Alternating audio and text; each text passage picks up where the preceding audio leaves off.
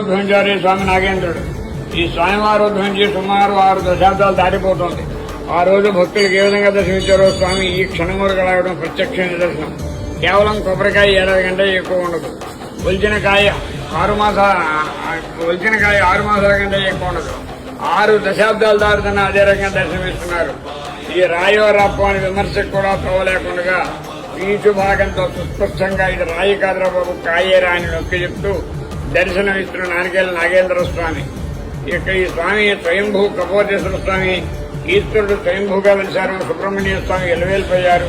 తండ్రి కొడుకులిద్దరూ మమేకమే సంయుక్తారాధింపబడి దివ్యక్షేత్రం, రాహువుకి అధిపతి క్షేత్రం, కాళహస్తి ప్రతిరూప క్షేత్రం, దక్షిణ కాశీగా విరాజిల్లుతున్న శైవక్షేత్రం, శక్తి పంచాయతన క్షేత్రం, హేతుకధిష్టాన క్షేత్రం.